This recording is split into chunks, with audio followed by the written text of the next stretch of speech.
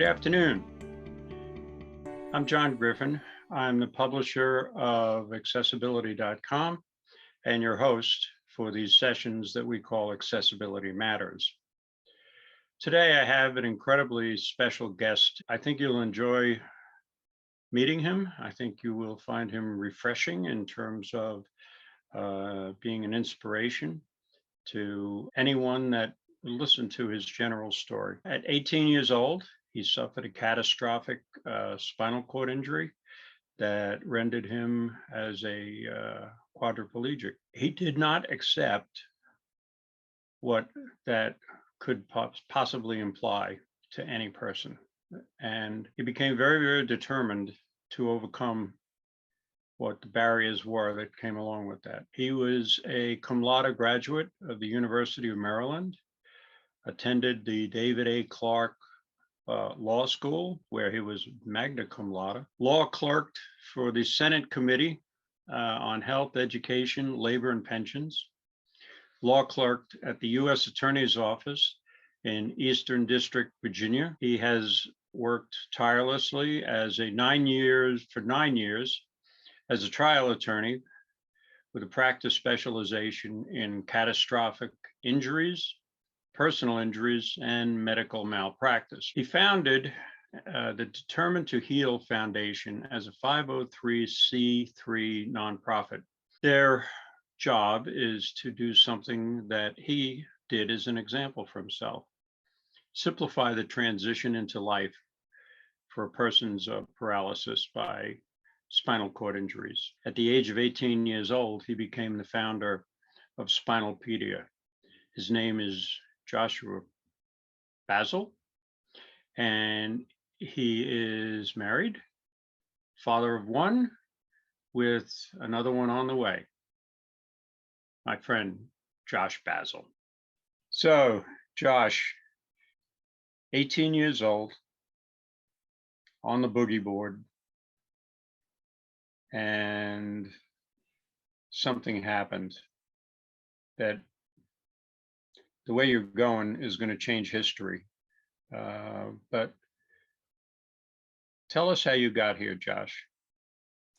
John, well, thank you for having me here today. And kind of my journey, my life was flipped upside down when I was 18 years old. I was on a family vacation at the beach in waist high water, and then a wave in the ocean came behind me, picked me up, and slammed me headfirst against the ocean floor.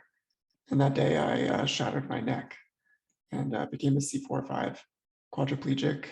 I'm paralyzed below my shoulders. And it's been quite a journey since that August day. When you finally realized where you were at, how did you react? I remember my friends ended up pulling me ashore. Because I was face down in the water and I was paralyzed, I couldn't flip myself over. And I ended up blacking out in the water.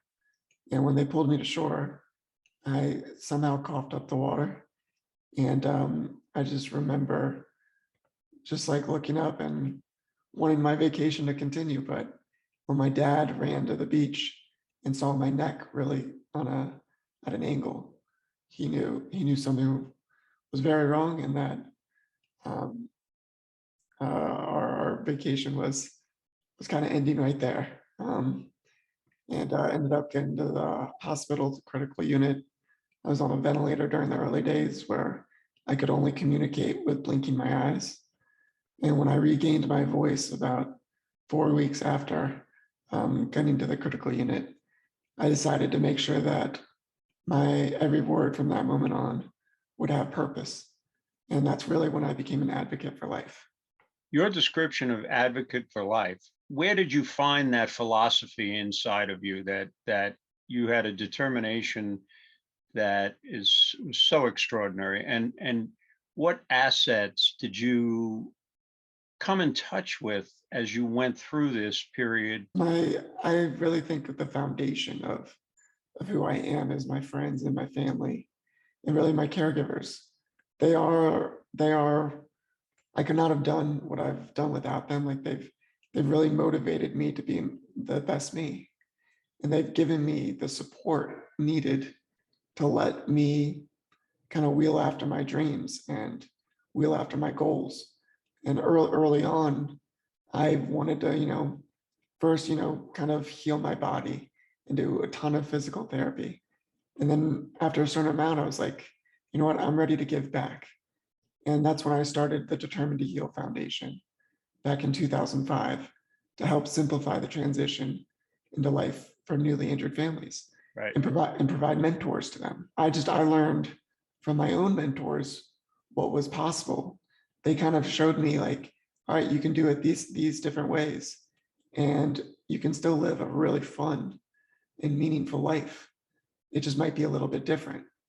And I quickly learned early on in my journey that, before my injury, I did things 1 million ways.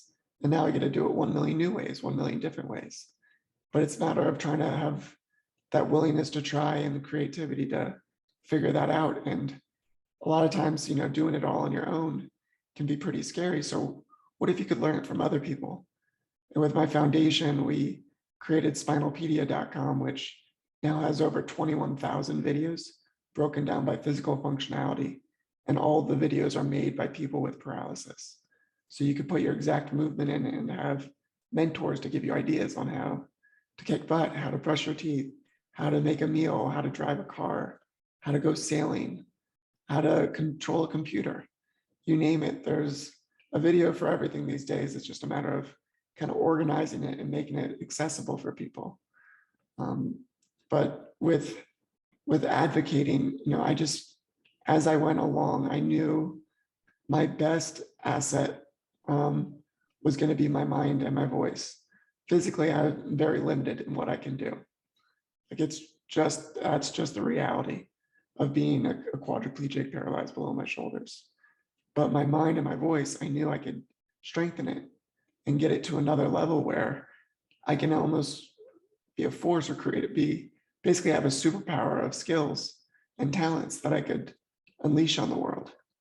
And that's why I really focused on school and became a product of the state's vocational system. There's incredible disability support programs that help people with disabilities get an education, get training in a field of their choice.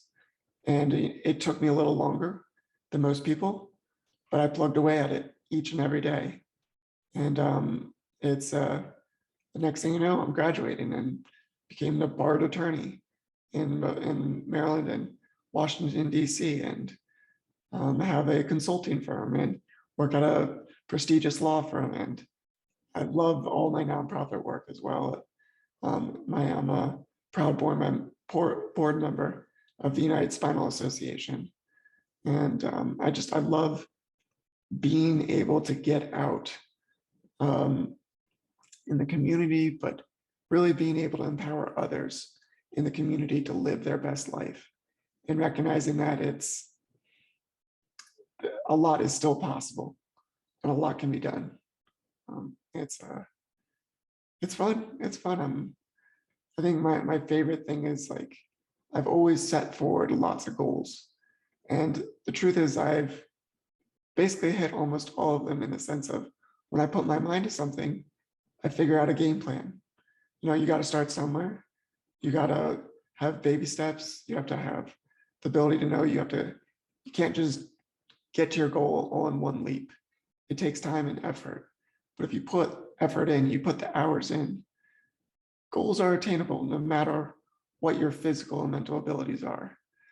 I think one of the most proud ones that I'm excited for right now is that I've now gotten all this educational stuff, work stuff checked off my belt, but now I fell in love, and in a few months, this March, I'm gonna become a father of a baby boy, which I've been dreaming about my whole life. So I'm really, really excited for 2022. Your journey, which you didn't ask for, that was aided by love, is going full circle. And you're going to be a dad to a baby boy. And the circle continues to go. I want to go back though to Spinalpedia.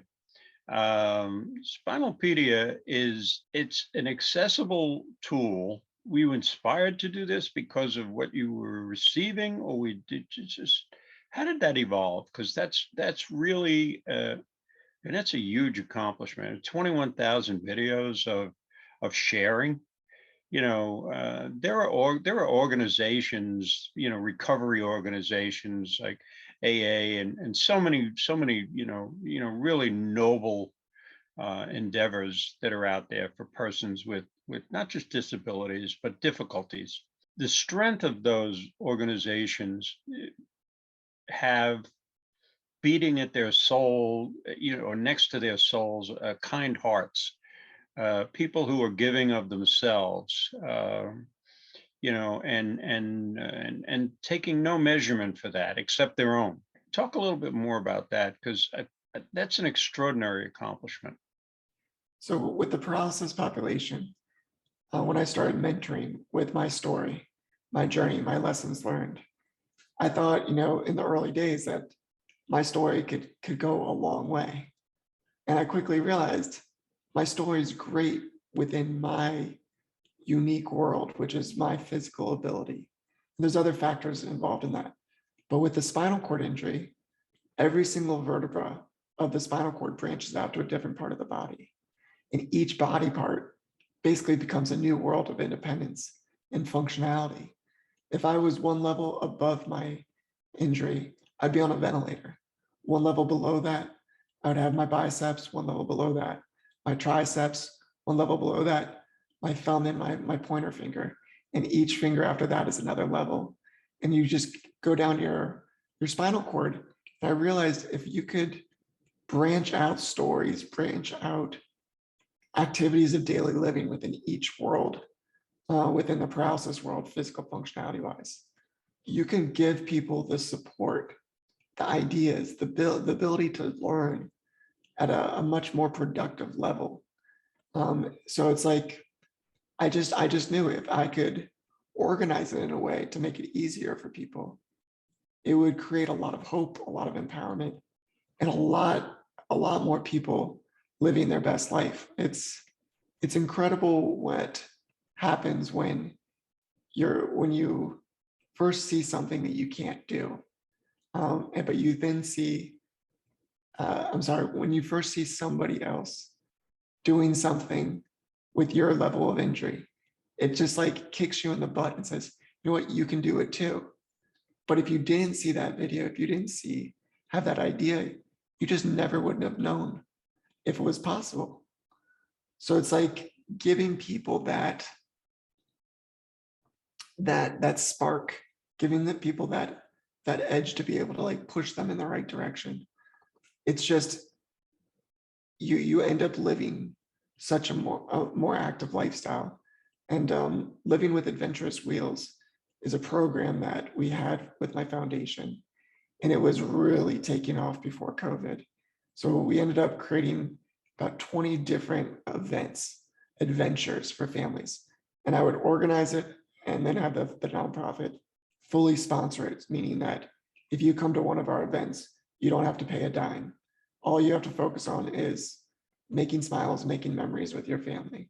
So we brought in about 400, 500 families going indoor skydiving, where we put the indoor skydiving suit on you, and then you wheel up to the door, and the instructors literally lift you out of your wheelchair, and 100+ per hour winds lift you up, and you just hover in place going whether 5 feet, 15 feet, and two instructors on either side of your body holding onto your arms and legs, and you're literally flying. We do a ton of sailing events, surfing. I invented a sport called slingshot golf. I had to find a way to play golf again. I have 2 patents on it, and I love it. But we have 20 different adventures we would bring families on. And in 2019, we brought about 500 families, 150 families doing about 500 events. And I miss that so much. You're a trial attorney. By any measurement, that is, an incredible accomplishment.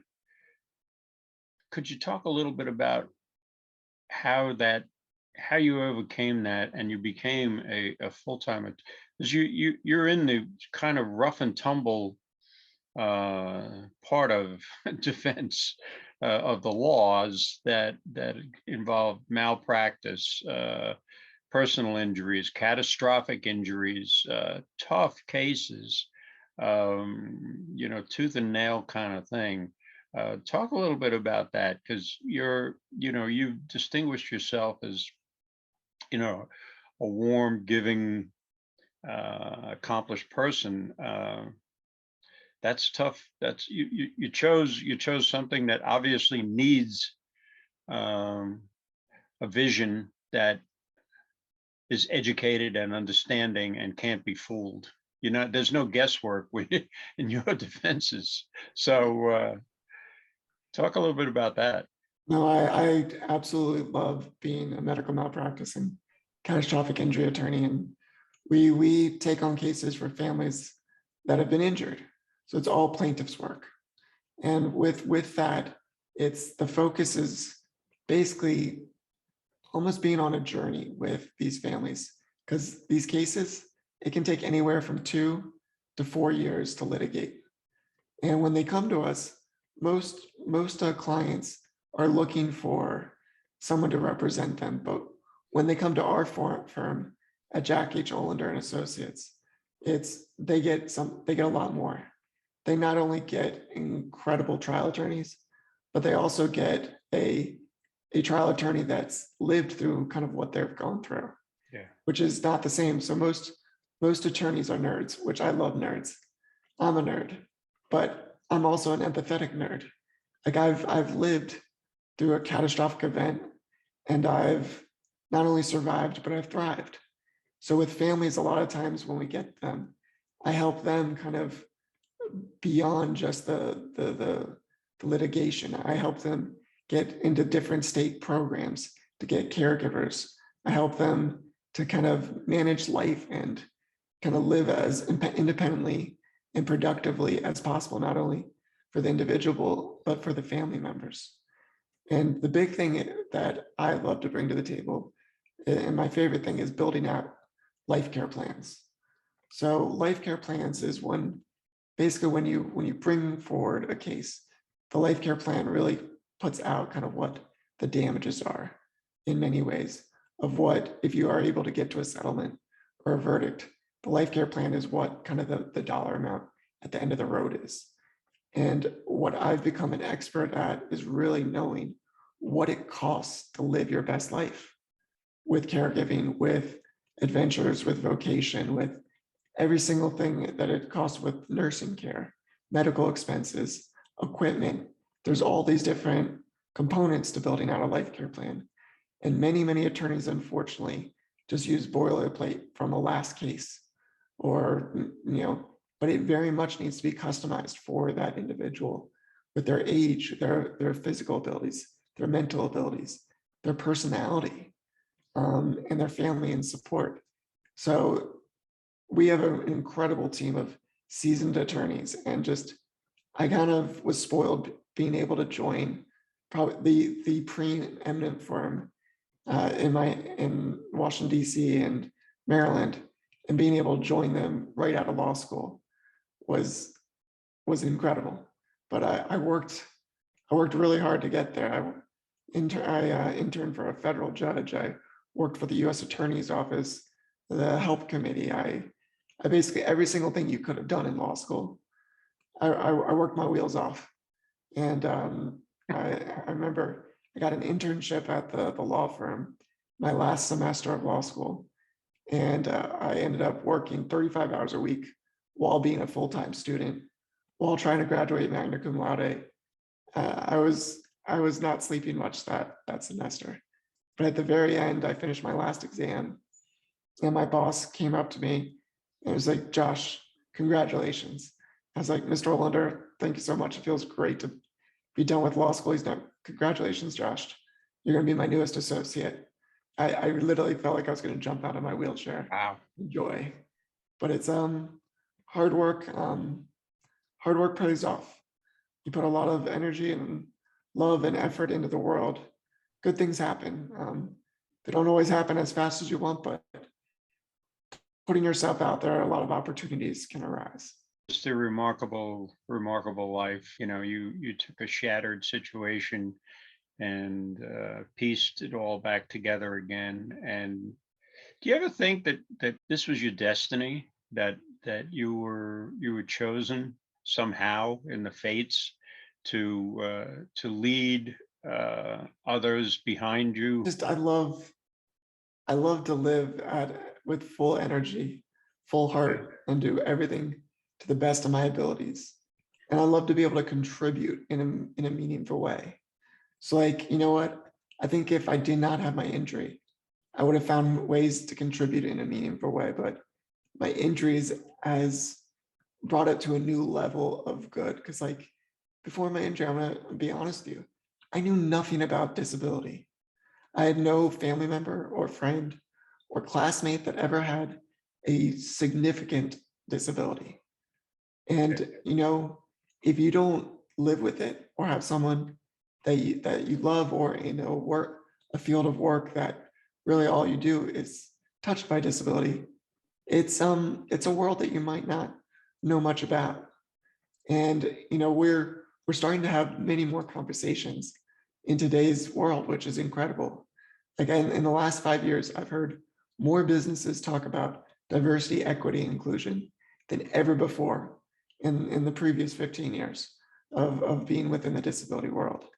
And I love that we're going in this direction. But the I've just found that since my injury, there's been so many opportunities to contribute and to do good things, and to, like, just be able to put myself out there and find barriers to break down and things to overcome. Like, I love I love how a disability gives me the ability to creatively kind of problem solve every day. Like, it's almost like a puzzle. Every day I wake up, I need to kind of figure out how to tackle the day in a creative way, or thinking outside the box, or just, and sometimes just being able to grind it out. And it's almost become its own sport to me. Sports were a big part of my life before my injury. I was a college tennis player when I got injured during the summer of 2004. And just sport in general, the competition, and being able to, like, really put myself out there and practice, and then deliver when it came to game day. I love that. It's changed. Now my field of my sport field is the advocacy world, and changing laws, changing rules, changing mindsets. And it's, if you practice at it, you can get pretty good at just changing perspectives and changing the way people think and see the world. The disability narrative needs to change, and having conversations like we are today, for any listener that's made it to this point, I'm hoping that what they've heard today has changed them a little bit in a good way. We started accessibility.com on the 30th anniversary of the ADA. That was the day we launched.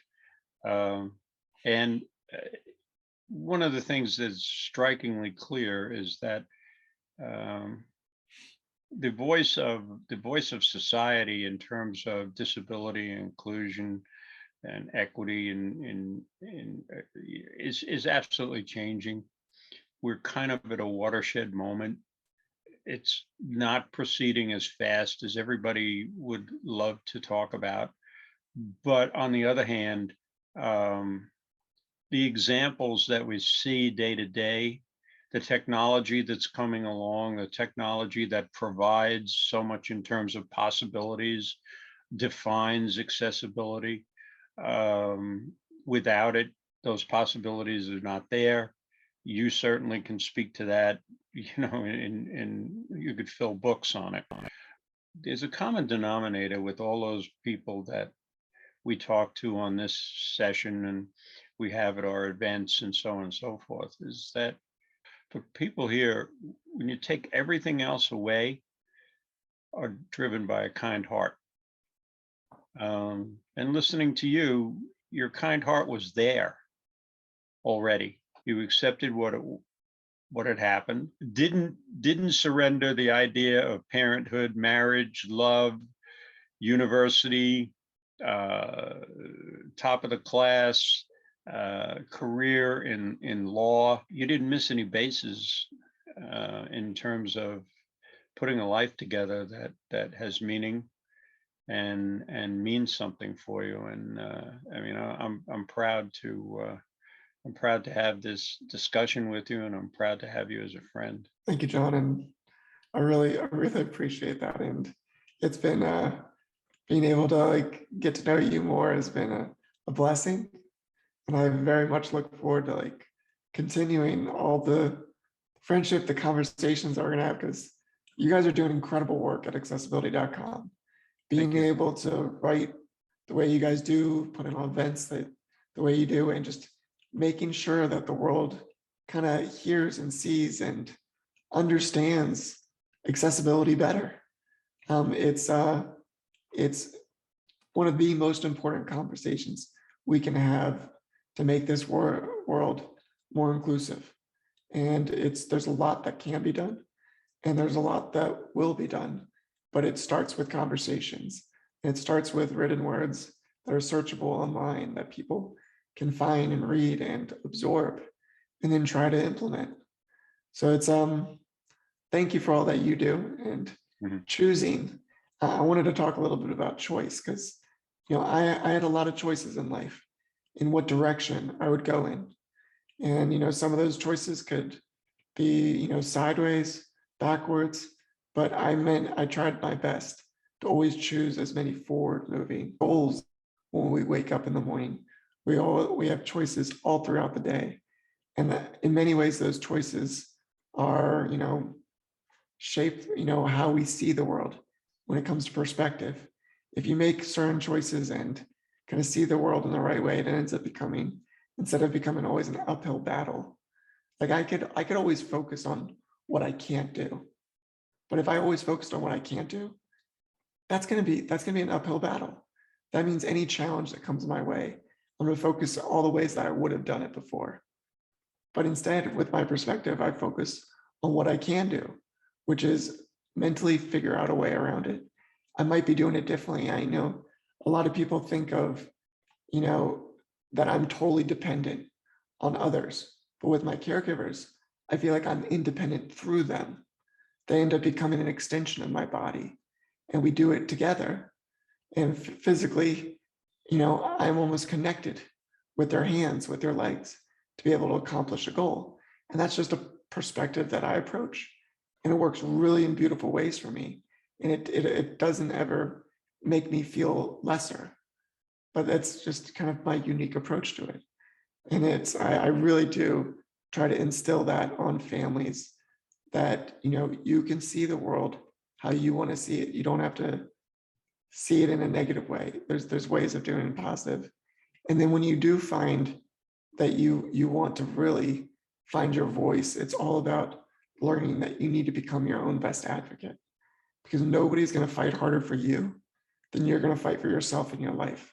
So you need to learn every single thing you can and speak up every time that you need to be able to fight for yourself and fight for your future.